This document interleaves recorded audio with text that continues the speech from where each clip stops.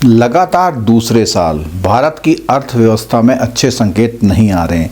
RBI जो अपने आंकड़े 7 से ऊपर के जारी करता था, जिसको हम प्रोजेक्टेड जीडीपी बोलते हैं, हर बार 0.9 से यानी कि 1% के आसपास डाउन कर रहा है। यानी जो प्रोजेक्शन है वो पूरा नहीं हो रहा है। दोस्तों, जो लोग जीडीपी के बारे में जानना चाहते हैं वो मेरे इस वीडियो को देख करके जीडीपी के मेन कॉन्सेप्ट को समझ सकते हैं। और इस संबंध में हमारे देश का सबसे बड़ा लेंडर बैंक एसबीआई और उसके साथ आरबीआई भी आया है, उसने भी कंसर्न जताया है कि कुछ तो गड़बड़ है। दोस्तों, इसके साथ अभी रिसेंटली इंटरनेशनल मॉनेटरी फंड ने भी ये जारी कर दिया है कि भारत की जीडीपी के आंकड़े इस बार कम रहने वाले।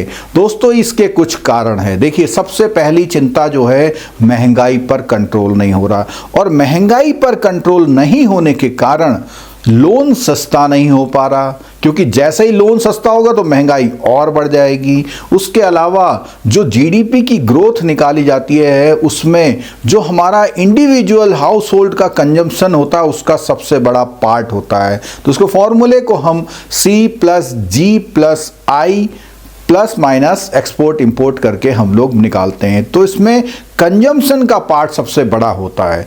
इस कंजम्पशन का पार्ट बड़ा होने का मतलब है लोगों के पास पैसा होना चाहिए और वो खर्च करने जाएं। वो खर्च करने दो कारणों से जा सकते हैं। एक तो उनके पास अथाह पैसा हो, या फिर चीज़ें जो हैं महंगी ना मिले, उनके मुनासिब रेटों पर अगर मिलती हैं तो दोस्तों, इन दोनों ही बातों का कंट्राडिक्शन हो रहा है। तो केवल सरकार के पास एक सीआरआर को कम करने का ऑप्शन था, जिसमें बैंकों के पास सीआरआर कम करने से कुछ पैसा मिल जाता है, वो और लोन पे बांट पाती है। अभी 4.5 से 4% आरबीआई ने पिछली मॉनेटरी पॉलिसी की मीटिंग में इसको अनाउंस भी कर दिया था। लेकिन और चीजें देखी जाए, इन्फ्लेशन कंट्रोल नहीं हो रहा है। और उसके अलावा अभी जो है, इसके जो सुझाव अगर हम देखें तो क्या किया जा सकता है कि हम क्या करें, targeted long term repo operation के लिए फंडिंग करें। और ये टारगेटेड का मतलब है उन सेक्टर्स के लिए, स्पेसिफिक बैंकों के लिए फंडिंग अवेलेबल कराए जहां पर हम ग्रोथ दे सकते हैं, जहां पर एम्प्लॉयमेंट बढ़ सकता है। अभी हम देख रहे हैं कि सरकार जीएसटी की चाह में जीएसटी बढ़ाती जा रही है और कम नहीं कर रही है। और कुछ ऐसी चीज़ें हैं जिसमें जीएसटी के कारण, जैसे कार की बात करें, ऑटोमोबाइल सेक्टर ऐसा लग रहा था बहुत बूम करने वाला है, लेकिन अब गाड़ियों के दाम जो हैं, बहुत स्टॉक बहुत हो गया, इकट्ठा हो गया, गाड़ियों के दाम कम होने की संभावना भी नहीं हो पा रही, क्योंकि जीएसटी कम नहीं हो पा रहा।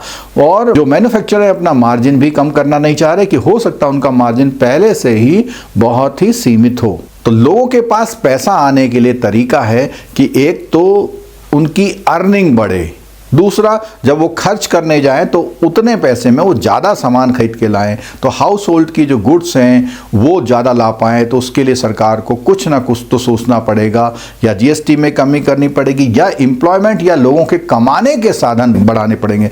कमाने के साधन जैसे ही बढ़ेंगे तो ऑटोमेटिक जीडीपी की ग्रोथ दिखने लग जाएगी। दोस्तों, इससे पहले हम आगे बढ़ें, आपको बता दें, अगर आप जेआईबी सीआईबी की तैयारी कर रहे हैं और अगर आप बैंकर हैं तो ये इन्फॉर्मेशन आपके लिए बहुत इंपॉर्टेंट है। जो हमारा इंटरैक्टिव लाइव बैच है दोस्तों, जो जेआईबी का है, 19,999 का बैच है, उस बैच में एमसीक्यू की क्लासेस और रिकॉर्डेड क्लासेस आपको मिल रही हैं, जो कि 4,999 का चल रहा था। लेकिन अभी रजिस्ट्रेशन के दौरान आपको 1,000 का स्पेशल डिस्काउंट यहाँ पर मिल जाएगा, और ये आप अभी करा सकते हैं 3,999 में, जिसका लिंक नीचे डिस्क्रिप्शन बॉक्स में दिया गया है। जो लोग सीआईबी की तैयारी कर रहे हैं तो उसमें एमसीक्यू और केस स्टडी जो कि सर की स्पेसिफिक डेवलप की गई हैं, उसके साथ रिकॉर्डेड आपको जो भी लाइव क्लासेस होंगी पूरी, वो टीम जो है आपको पूरा लाइव कोर्स कराएगी। और उसके साथ साथ ये जो कोर्स है 24,999 का, जो कि आपको 5,999 में मिल रहा था, अभी रजिस्ट्रेशन के दौरान अगर आप करेंगे तो आपको 4,999 में मिल जाएगा।